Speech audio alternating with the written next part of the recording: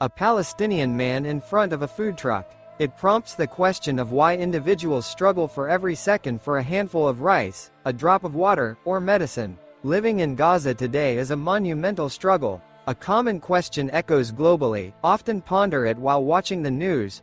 Why don't the rich Arab nations, especially the wealthy Muslim countries surrounding them, accept these refugees? Why do they refuse to fund them or spend significant amounts on refugee relief? Especially when all this is happening right next door. Let's explore the reasons.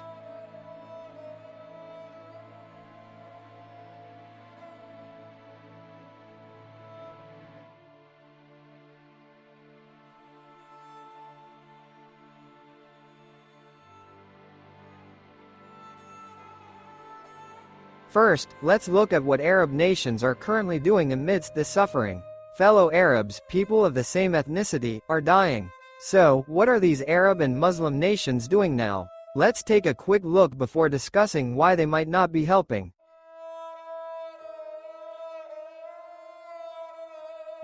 Current investments of Arab nations. Saudi Arabia is a major economic power. Their Vision 2030 includes the creation of futuristic cities like Neom, a project that will cost an estimated $500 billion. For context, India's one-year foreign exchange reserves are approximately $600 billion. So, they're spending an amount nearly equal to India's annual reserves on this city project.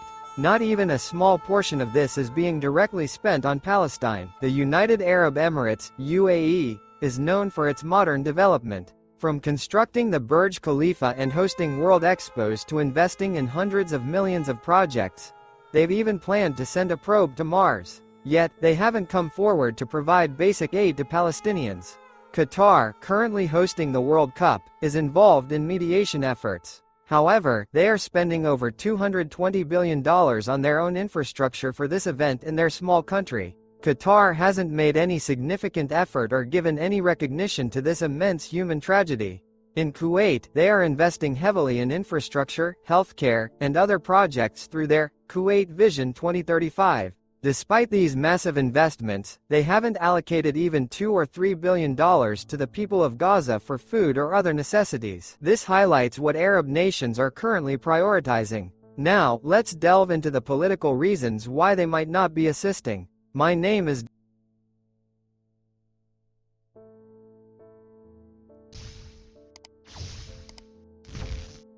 Dr. J, and welcome to my channel. In today's video, we'll examine the political reasons behind Arab nations' reluctance to accept Palestinian refugees.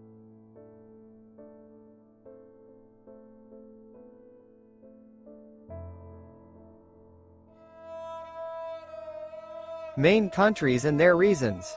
The main countries we'll focus on are Kuwait, Egypt, Jordan, and Saudi Arabia. These are powerful, dominant forces in the region, so why are they not accepting refugees?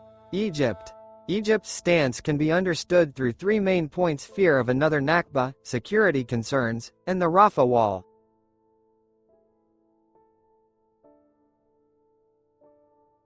Fear of another Nakba. In 1948, when Israel was created, over 700,000 Palestinians were displaced from their homes and sought refuge in other countries.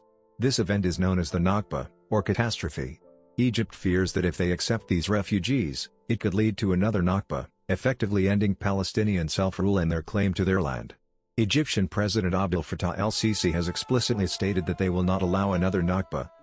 Security concerns. Egypt's Gaza border is shared with Hamas, a group linked to the Muslim Brotherhood. In 2013, the Muslim Brotherhood's government was overthrown in Egypt. There are concerns that Hamas militants could enter the Sinai region and launch attacks against Egypt. An agreement exists between Egypt and Israel, and if Egypt allows Gazans to enter, it could strain relations with Israel, potentially dragging Egypt directly into the conflict. Wall at Rafah. To further prevent the influx of refugees, Egypt has constructed a 21-kilometer security wall along its border with Gaza.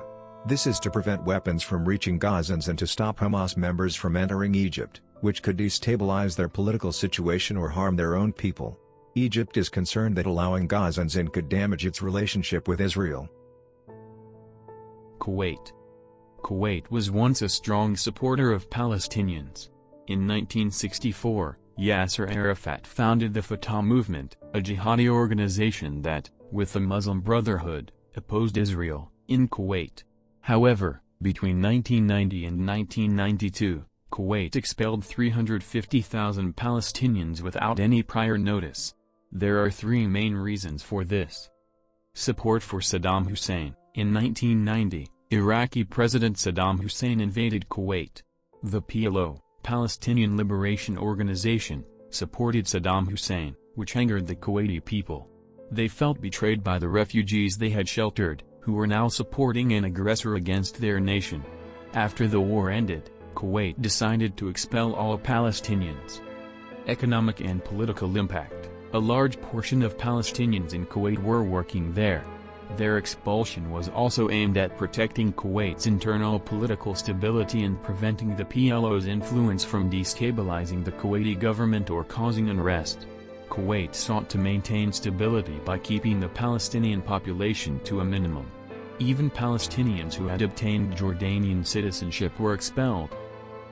Jordan. Jordan is a crucial country due to its shared border with Palestine.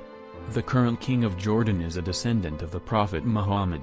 Initially, in the 1960s and 1970s, Jordan welcomed a majority of Gazans and Palestinians as refugees. However, during the recent Gaza atrocities, they completely closed their borders, preventing anyone from entering. There are three primary reasons for this.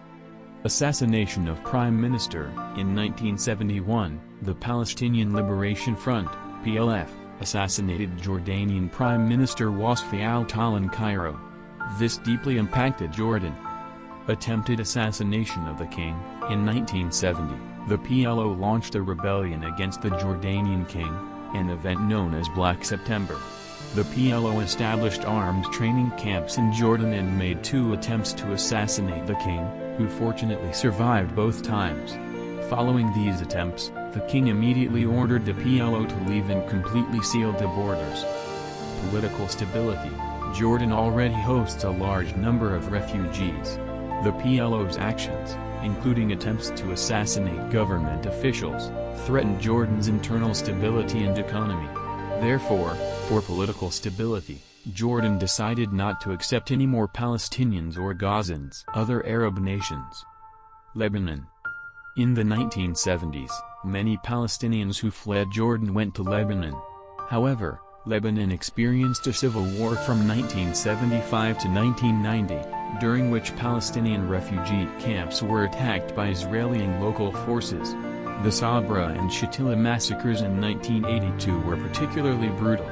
As a result, many Lebanese Palestinians view Lebanon as a security risk, fearing that they would be easy targets for Israel. Furthermore, many Lebanese consider Palestinians as enemies, believing that their presence has ruined Lebanon's economy and stability. Therefore, they also view Gazans as adversaries. Syria. Syria has granted rights to refugees from earlier displacements in the 1960s and 1970s, giving them refugee status and certain rights, but not citizenship. This is because in the 1970s, when the PLO attempted to kill the Jordanian king, Syria refused to provide air support, fearing it would cause problems between Jordan and Syria. This is why the PLO was unable to assassinate the Jordanian king. Syria also uses Palestinians as a political tool or shield against other nations, particularly to evade sanctions from the USA. Gulf countries. What are the major Gulf countries like Saudi Arabia, Oman, Yemen, Bahrain, Kuwait, and Qatar doing? Gulf nations provide some financial assistance to Palestinians, but they refuse to accept refugees. They fear that Palestinians would disrupt peace and stability in their countries, citing past incidents where Palestinians attempted to assassinate leaders in countries like Kuwait, supporting Saddam Hussein, Jordan, attempting to kill the king twice and assassinating the prime minister once, and Lebanon, attempting to overthrow the Lebanese government multiple times. These countries fear that accepting refugees could lead to similar problems within their own borders. Additionally, no one is prepared to directly confront Israel politically. It's not that they are afraid of Israel, but they have decided not to oppose it. In fact, Oman, despite having good relations with Iran, has reluctantly accepted a very small number of refugees but has not granted refugee status to any new individuals in the last 5 years.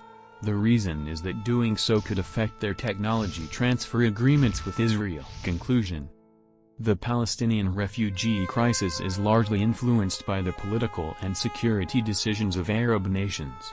Countries like Kuwait, Egypt, and Jordan fear internal instability and potential damage to their relationships with Israel. These decisions significantly impact the rights and autonomy of the Palestinian people. It's as if they are indirectly supporting Israel by not taking a strong stand against it for fear of damaging their own relations. Furthermore, the past actions of some Palestinians, who attempted to harm the political stability and even the lives of leaders in countries that sheltered them, have instilled fear in the current Arab leaders. They fear that if they take in refugees, they might face similar consequences. What are your thoughts on this video, friends? What do you think is the solution to the Palestinian refugee problem?